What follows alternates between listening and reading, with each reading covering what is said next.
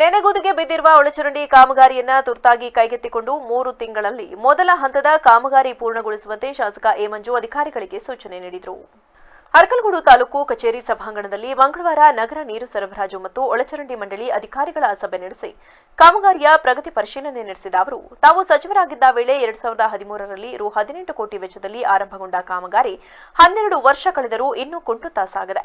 ಕಾಮಗಾರಿ ವೆಚ್ಚ ರು 39 ಕೋಟಿಗೆ ಏರಿಕೆಯಾಗಿದ್ದು ಸರ್ಕಾರ ಹಣವನ್ನು ಬಿಡುಗಡೆ ಮಾಡಿದೆ. ತ್ಯಾಜ್ಯ ಘಟಕ ನಿರ್ವಹಣೆಗೆ ಅಗತ್ಯ ಜಮೀನು ಗುರುತಿಸಿ ನೋಂದಾಯಿಸಿಕೊಟ್ಟಿದ್ದರೂ ಅಧಿಕಾರಿಗಳ ನಿರ್ಲಕ್ಷ್ಯದಿಂದ ಕಾಮಗಾರಿ ಪೂರ್ಣಗೊಳ್ಳದೆ ಪಟ್ಟಣದ ಜನತೆ ಸೌಲಭ್ಯದಿಂದ ವಂಚಿತರಾಗುವಂತಾಗಿದೆ. ನಿಗದಿತ ಸಮಯದಲ್ಲಿ ಕಾಮಗಾರಿ ಪೂರ್ಣಗೊಂಡಿದ್ದರೆ ಸರ್ಕಾರಕ್ಕೆ ರು 19 ಕೋಟಿಯಷ್ಟು ಹಣ ಉಳಿಯುತ್ತಿತ್ತು.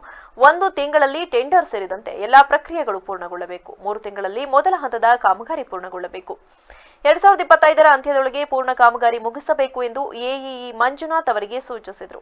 ಈಗಾಗಲೇ ಹಲವು ನ್ಯೂನತೆಗಳಿಂದ ಸಾಕಷ್ಟು ವಿಳಂಬವಾಗಿದ್ದು ಮತ್ತೆ ನಿರ್ಲಕ್ಷ್ಯ ತೋರಿದರೆ ಕ್ರಮ ಕೈಗೊಳ್ಳುವುದಾಗಿ ಎಚ್ಚರಿಕೆ ನೀಡಿದರು.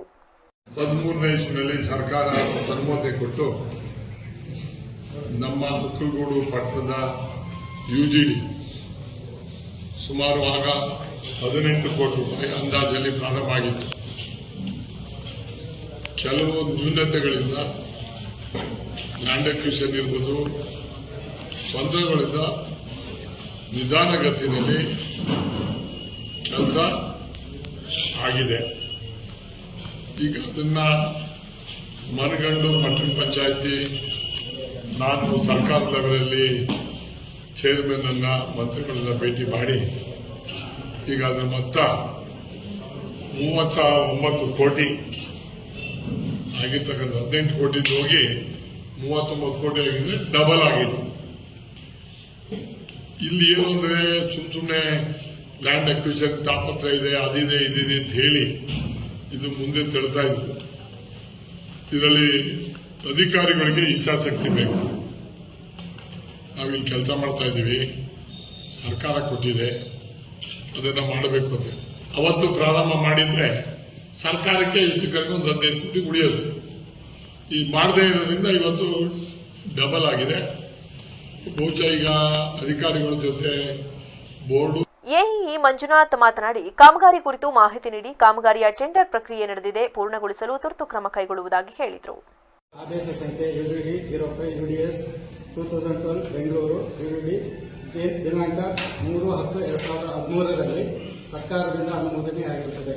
ಸದರಿ ಅನುಮೋದನೆಯಲ್ಲಿ ಸುಮಾರು 30 ಕಿಲೋಮೀಟರ್ ಒಳಚರಂಡಿ ಯೋಜನೆ, ಒಳಚರಂಡಿ ಕೊಳವೆ ಮಾರ್ಗ ಅಳವಡಿಸುವುದು ಹಾಗೂ 3.3 MLD ಅಂದರೆ 2 ಕಡೆ ನಾವು STPಗಳನ್ನ ನಿರ್ಮಾಣ ಮಾಡಬೇಕಾಗುತ್ತೆ. ಒಂದು ಹಾಸನ ರೋಡಲ್ಲಿ, ಇನ್ನೊಂದು ಹೊಸ ಮೈಸೂರು ರೋಡಲ್ಲಿ. 2 3.3 MLD ಸಾಮರ್ಥ್ಯ ಅಂದರೆ ಡಿಸೈನ್ ಪ್ರಕಾರ ಒಂದು STPಗಳನ್ನ ಮಾಡಕ್ಕೆ, ಆಮೇಲೆ ಒಂದು ವೆಟ್ವೆಲ್, 2 ವೆಟ್ವೆಲ್ಗಳು ಮಾಡಲಿಕ್ಕೆ ಅವಕಾಶ ಇರುತ್ತೆ. ನಾವು 18 ಕೋಟಿ ಅಂದಾಜು ಮೊತ್ತ ತಯಾರು ಮಾಡೋ ಸಂದರ್ಭದಲ್ಲಿ ಈ ಒಂದು STPಗಳಿಗೆ ಇದು ಗೌರ್ಮೆಂಟ್ ಲ್ಯಾಂಡ್ ಅಂತ ಹೇಳ್ಬಿಟ್ಟು ಕನ್ಸಿಡರ್ ಮಾಡಿ ಅಪ್ರೂವ್ ಮಾಡ್ಕೊಂಡಿದ್ವಿ. ಈ ಒಂದು ಪ್ರಪೋಸಲ್ನ ಸರ್ಕಾರಕ್ಕೆ ಕಳಿಸಿದ್ವಿ. ಆ ಸರ್ಕಾರದಿಂದ ವಾಪಸ್ ಬಂತು. ನೀವೇನು ಐಡೆಂಟಿಫೈ ಮಾಡಿದ ಲ್ಯಾಂಡ್ಗಳನ್ನ ತಗೊಳಕ್ಕಾಗಲ್ಲ, ಖಾಸಗಿ ಜಮೀನುಗಳನ್ನ ತಗೊಂಡು ನೀವು ಇದನ್ನ ಮಾಡಿಲ್ಲ. ಆ ಸಂದರ್ಭದಲ್ಲಿ ಲ್ಯಾಂಡ್ ಅಕ್ವೈರ್ಡ್ ಏನು ಲ್ಯಾಂಡ್ ಭೂ ಇದು ರೇಟ್ ಜಾಸ್ತಿ ಆಗಿದ್ದ ಪರಿಣಾಮ ಅದಕ್ಕೆ ಒಂದು 5-6 ಕೋಟಿ ಒಂದು ಎಸ್ಟಿಮೇಟ್ ನಾವು ಮಾಡಿದ್ವಿ.